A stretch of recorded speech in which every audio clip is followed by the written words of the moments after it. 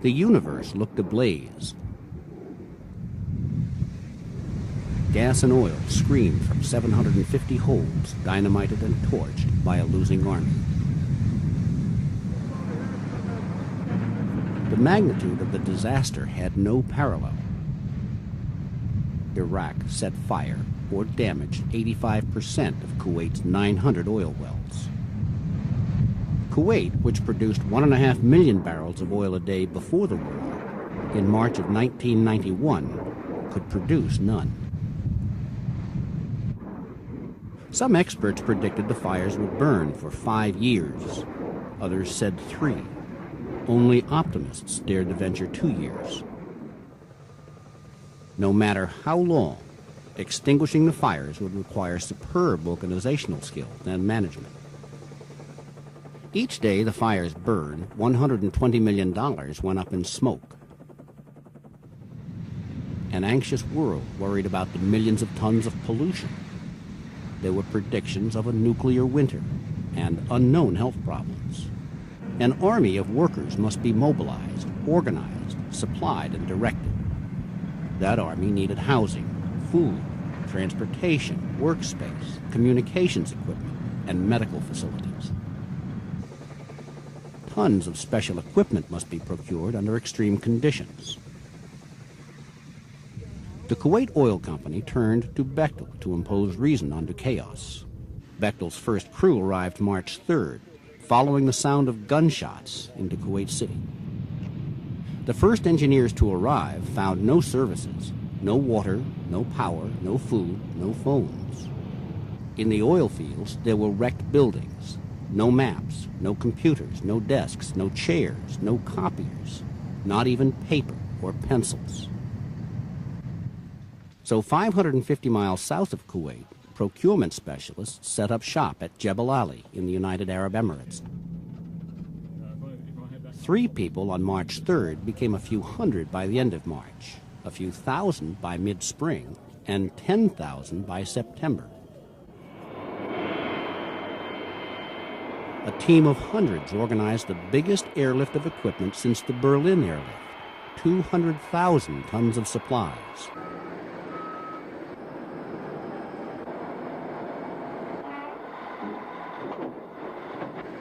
Ships arrived with heavy equipment.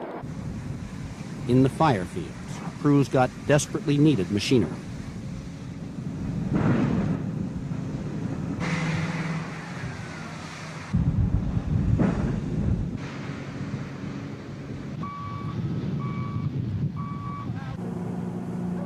Within months, procurement teams located, contracted for, shipped, and unloaded the largest fleet of equipment operating anywhere in the world. 6,000 pieces of construction equipment and vehicles.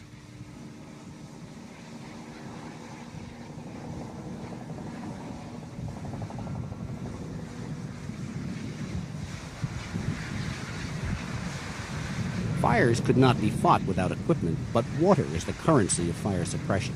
Lots of it. One well fire may suck up to 1 million gallons in 2 hours.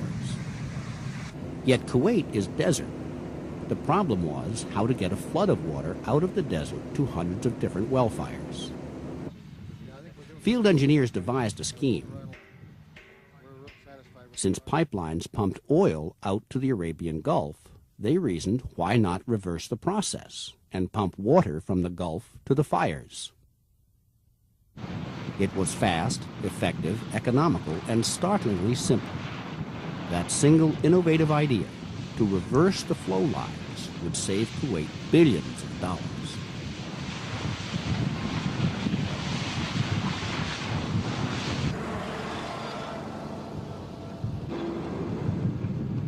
As more equipment poured in, more firefighting crews mobilized.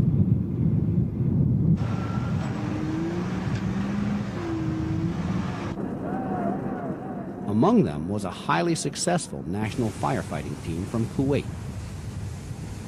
The fire kill rate went from 1 every week or 10 days to 2 a week.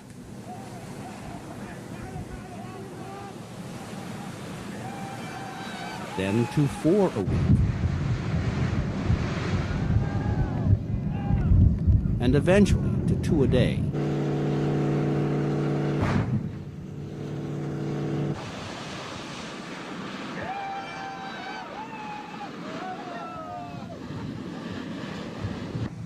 There were close calls.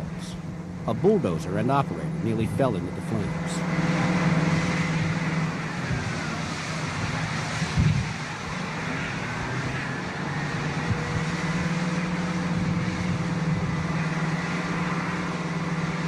The operator escaped unharmed.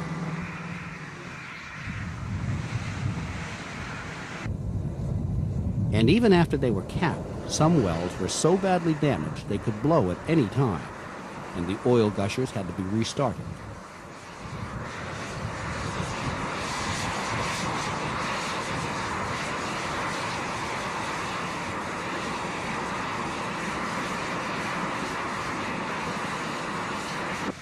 Because of the dangers, safety was a priority, and despite the risks, not a single firefighter lost his life. The heroism of the firefighters was seen and admired by the world, but behind them, thousands of support workers from 34 countries prepared their way. Managers coordinating the work put in a 70-hour week minimum. Most coordinators worked more. Some had to be counseled not to work too much. And on the front lines, weary firefighters up at 4 a.m. often refused to leave a well at dusk if they thought they could cap it, and instead worked long into the night.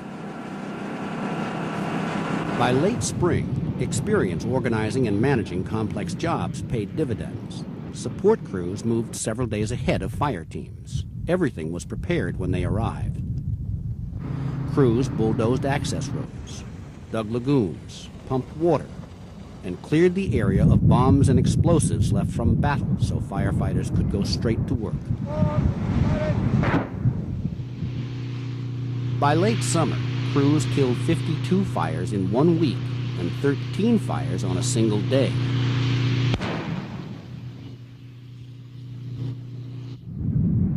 The last fire was Sabria 48.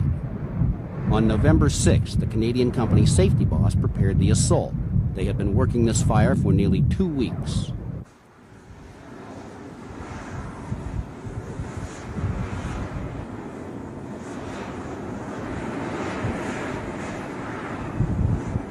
This morning, their attack worked. Dry chemical, mostly potassium, suffocated it and knocked it down.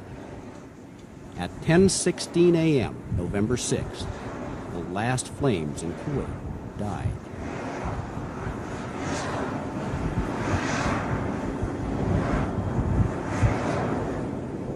Heroism and hard work combined to turn an unprecedented disaster into an unequaled accomplishment. The ingenuity, the innovation, the management skills, and the sweat saved Kuwait tens of billions of dollars in resources and spared the world from millions of tons of additional pollution, additional damage to the environment and to people.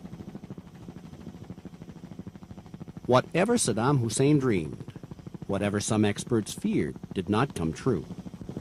Through multinational teamwork, the fires were out, not in 5 years, in 8 months.